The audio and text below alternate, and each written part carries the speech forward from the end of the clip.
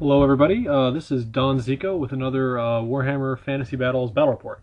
This time, I actually just got back from a tournament. It was a 3-round tournament, so I've got 3 games that I'm going to be putting battle reports up on shortly.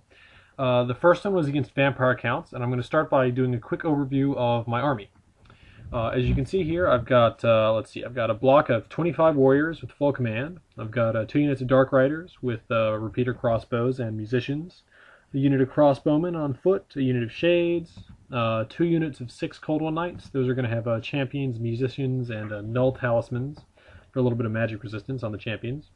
And I've got my Hydra, my Cauldron of Blood, and my characters, which are going to be a level 4 Mage Lord on the Pegasus, a level 2 Mage with the Sacrificial Dagger on foot. She'll be with my warriors most of the time. And an Assassin with the Cloak of Twilight that lets him fly around and charge things in the magic phase, which is a lot of fun. So that's what I've got. Now let's move on to the first game. So this picture is going to cover the entire Vampire Counts army. So he's got 3 blocks of ghouls. I think he's got about 20 or so in each block. He's got a big block of Grave Guard, and then he's got a unit of Cairn Wraiths. Now, two of the ghoul units are going to have hero level vampires in them. The Grave Guard have a battle standard bearer with the Drakenhof banner, and he's also got his level 4.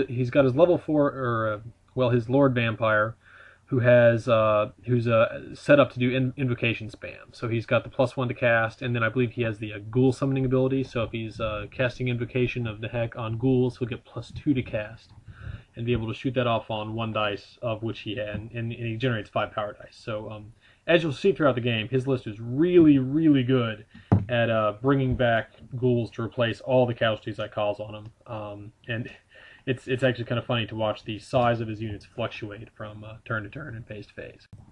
Now, my particular list has a lot of shooting and magic, and Cold One Knights and a Hydra that'll hit very hard in close combat. So my thought process going in was that I was going to try and sort of pick out ghoul units one at a time. Basically, do my level best to stay out of combat with those Grave Guard, because they're just so difficult to kill, and try and pick out ghoul units one at a time to focus fire on, and then charge and destroy with my Cold One Knights. And I figured that the Vampire Lord is probably going to be too difficult to kill if he's running around on his own. So that was my plan going in, and it's reflected in my deployment. So on my right, I'm going to have my Dark Riders on my extreme right, my Shades set up in that forest. Then coming across my center, I'm going to have my block of warriors with my Sorceress and my Assassins hidden in there too. Then my first unit of Cold One Knights, my crossbowmen on the hill, my Cauldron of Blood behind them, then my second unit of Cold One Knights, and my Hydra, and another unit of Dark Riders, and my level 4 Mage are all going to be way over here on my left. Before I go further, if you look at the board, there are these blue and red little markers. That's for the scenario in this battle. The idea is that you're supposed to the blue markers are mine, and the red markers are the Vampire Counts. And so the goal is to capture your own markers, and keep whichever unit grabs them, just to keep that unit alive, basically, for the rest of the game. And you also get points for destroying enemy units that have captured their own markers. But this doesn't turn out to be much of a big deal. Since we don't really have maneuver elements to spare to go around hunting these things down as the game progresses. Turn 1 for the Vampire Counts is all in this picture. All he's going to do is he's going to move his blocks forward. He's going to swing his Wraiths over to try and kind of go around the flank, because he doesn't like the idea of me hitting him with my magic, and he's going to raise a bunch more ghouls. And that's it. I mean, that's basically how this army plays. It's going to advance. It's going to summon a whole bunch more ghouls to replace my losses, and figure that, my guys stay dead and his don't, so in the end, that should give the undead the advantage. Then on my first turn, I'm going to advance on my flanks and very slightly in the center. So on the right, you can see my Dark Riders and my Shades are swinging around to both shoot at that ghoul unit and threaten to flank charge it later. On my center, I'm just going to advance slightly, and on my far left, I'm going to bring that Hydra around to hopefully flank charge his ghoul units as they come around past that building. And then I'm also going to take my level 4 mage and fly her onto that hill so she can shoot over. She can cast spells over his battle line onto his Cairn.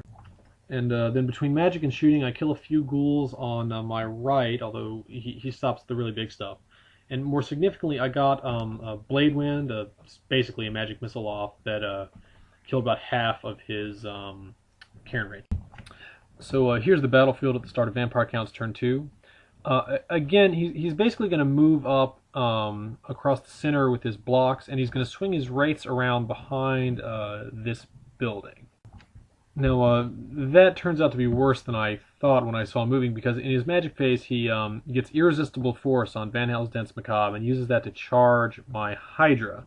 Now, I don't want to get stuck in against those Cairn Wraiths, because I won't be able to attack them, and I think they'll be able to kill me.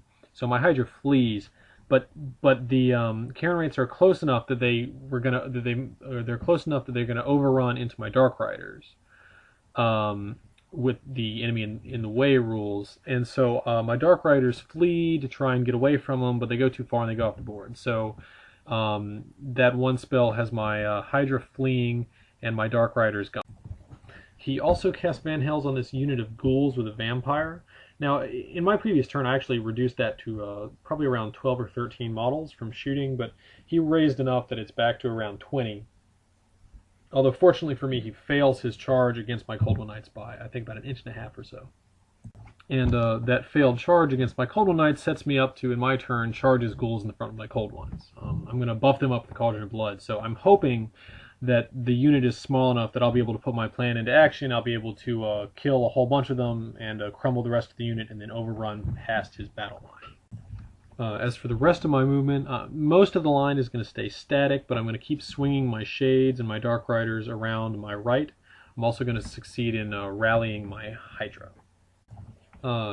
Moving on to my magic and shooting, again the pictures are incomplete, but basically this other ghoul unit, I get it down to just the vampire and 4 ghouls, because I cast Black Horror on it, which kills I think close to half of them, and then hit it some more with crossbows. So I almost get it down, but it's got a few left, and most of those ghouls are going to be coming back.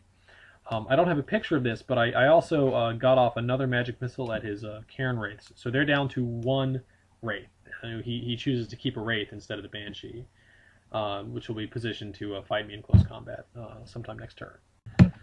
And in close combat, my knights hit hard, but not hard enough. As you saw, I think there were about 20 models in the unit before they charged. They get it down to the vampire and 4 others, but that's not enough. So that means the next turn I'm going to get countercharged, and he's going to raise back most of that unit.